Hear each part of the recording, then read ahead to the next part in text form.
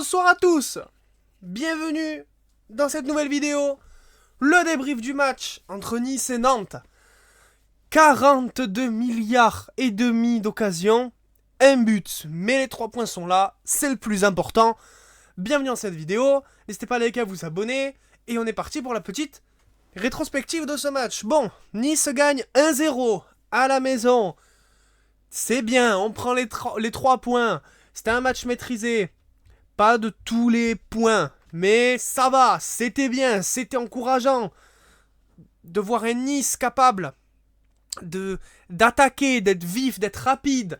Mieux que ce qu'on a pu voir dans le passé. Exemple, avec Benfica ou avec le Havre il y a 2 semaines. C'est déjà mieux. Francaise a dû gueuler. Et ça fait du bien dans la tête des joueurs.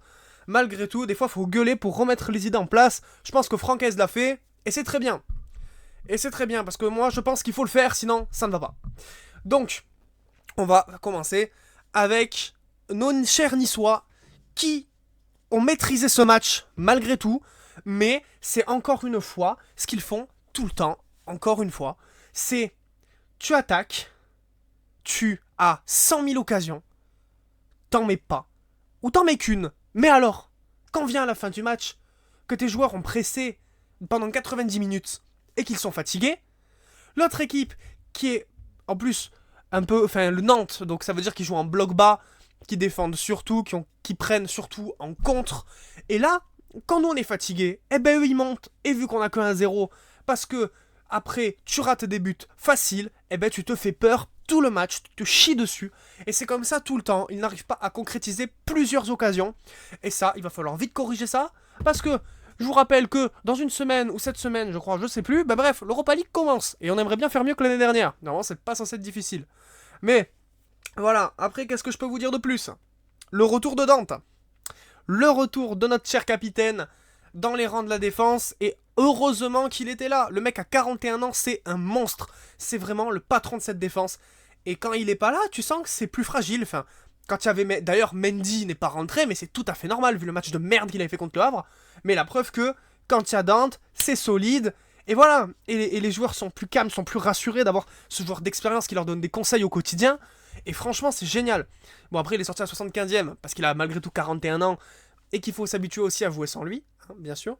Donc, la sortie de Dante a pu nous faire découvrir Thiago Gouveia, qu'on n'avait pas vu, parce que, en plus, de toute façon, le match amical contre le Genoa, pendant la trêve, n'était pas diffusé. Donc, on a pu découvrir un petit peu ce joueur, pendant à peu près 15-20 minutes, et il a montré des bonnes choses. Ça se voit qu'il s'est dribblé, il a l'air bien. Après, il faut encore qu'il s'habitue, qu'il se mette dans le tempo de Nice. Bon, après, c'est son premier match, c'est normal que c'est un peu plus compliqué, mais il fallait un peu qu'il s'acclimate, en gros.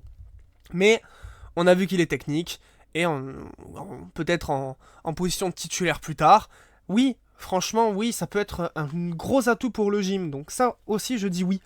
Ensuite, qu'est-ce que nous avons eu ? On a eu un Boga, un Boga plutôt en forme aujourd'hui. Par contre, bon, attention, c'est loin d'être les mêmes joueurs, mais bon. Je le compare un petit peu à Mbappé, dans le sens où, ben en fait, le gars joue perso, et il lui en faut vraiment 3-4 d'actions où il fait pareil et ça passe pas. Mais, par exemple, il en fait 4, et ben la 5ème, ça va passer. Et c'est ça le but de Nice, en fait. C'est un contre, la passe de Van Hout vers Boga, qui fait un tout droit et qui va marquer. Enfin, t'as envie de dire, putain, let's go, enfin tu viens marquer. Depuis le début du match, t'as quelques occasions, franchement, tu dois faire la passe pour libérer le jeu. Tu fais pas la passe, tu veux faire des dribbles, tu te prends pour Ben Arfa, mais si t'étais Ben Arfa, ça se saurait, Boga. Même si t'as été bon, et franchement, il a été bon. Il s'améliore, enfin, tu vois, il est beaucoup mieux que la saison dernière, donc on peut pas lui reprocher ça. Mais je veux dire juste que tu peux jouer collectif pour marquer des buts. Qu'après, tu fasses des petites actions solo, je te dis une connerie, quand il y a 3-0, tu vois, quand des trucs comme ça, ou c'est 2-0, c'est la 85e, oui. Mais là, il faut assurer le steak quand c'est des moments comme ça, quoi. Donc voilà. Mais après, tant mieux. Et le but de Boga va permettre aussi de développer sur un joueur qu'on a découvert pendant 90 minutes, le néo-international belge, Charles Van Hout. Je sais pas comment on le prononce, les gars, mais c'est pas grave. Lui, très très bon milieu de terrain. Ah, moi j'ai kiffé. Il est fort sur les appuis, il fait de bonnes passes, tu vois, il est solide, franchement. Et j'ai rien à dire. Sur. Il a pas fait d'erreur. Bon, on verra. Enfin, pour le moment, il a pas fait d'erreur et c'est très bien. Je vous le trouve très bon. Je vous le trouve très très très bon. Donc franchement, c'est une super recrue. C'est encore les recrues derniers jours de Mercato qui nous arrivent comme ça. À l'image d'Abdi l'année dernière qu'on avait pris pour 500 000. Au final, Abdi c'est un monstre. Bon, là on l'a pas vu parce qu'il est blessé. D'ailleurs, je sais pas quand est-ce qu'il va revenir. Mais c'est un peu à l'image de ça, ces petites surprises que font le Mercato de Nice. Et c'est génial. Et c'est génial, génial. Parce que voilà, c'est exceptionnel. Après, qu'est-ce que je peux vous... Qu'est-ce qui s'est passé d'autre aussi? Ah oui, l'entrée de Mofi, ça se voit qu'il est pas au niveau. Il est pas au niveau, il est pas en forme, Mofi. Ça va pas. Quand il rentre vers la 60e, bon, 75e plutôt, ouais, 70, 65, un truc comme ça, je sais plus. Le mec, il a au moins 4 occasions de marquer, de mettre à l'abri l'équipe. Il n'y arrive pas. Première action, un centre, la tête, c'est Lopez qui la sort. Ah oui, parce que aussi, le gardien de Nantes a fait une perf XXL aujourd'hui, même s'il a été blessé, même s'il a une petite jette à la cuisse, mais visiblement, ça l'a pas empêché de sortir un match de monstre. Franchement, Tony Lopez, gros respect à lui, il est très très très fort comme gardien. Et franchement, génial. C'était sa 400e en Ligue aujourd'hui. Et voilà, donc en fait, Mofi, il n'y arrive pas. Ensuite, il a plusieurs occasions de la tête, il ne la met pas. Une occasion, il est tout seul. Le mec, il est tout seul. Il a qu'à la pousser avec la tête au fond, c'est bon, il arrive à la mettre au-dessus. Non mais le mec, depuis sa blessure, ne s'est pas remis. Et déjà que le prix de 25 millions ou 30, je sais plus, pour le recruter, c'était excessif. Et là, ça se remarque encore plus que c'était une belle connerie de le prendre pour aussi cher. Et qu'on aurait dû le laisser à l'OM, puisque il y avait l'OM sur le sujet, et on aurait dû leur laisser ce daube à Marseille. Et voilà. Eh oui, c'est sûr. Donc voilà, c'était quand même un match maîtrisé. T'as vu les Aiglons qui s'amusaient, qui donnaient de l'envie. Donc ça, c'est mieux pour la suite, sachant que à partir d'après la semaine prochaine, donc après le match contre le Stade Brestois, on a tout simplement un enchaînement de la mort. Voilà, on a un petit enchaînement de la mort, je vais vous le mettre juste ici. Alors, on commence, tu vois, là, on va prendre cher. Là, je le dis, on va prendre cher parce que il va falloir être un grand OGC Nice pour pouvoir se dépatouiller de cette merde, parce que on enchaîne avec plein de grosses rencontres. T'as l'Europa League, tu commences avec la Roma. Après, tu sais plus, t'enchaînes un match avec le LOSC, Rennes, Paris, le LOSC que j'ai déjà dit, t'as Paris, tu reçois Rennes, tu revas à Paris, tu te prends l'Europa League, t'as Porto, Fenerbahçe.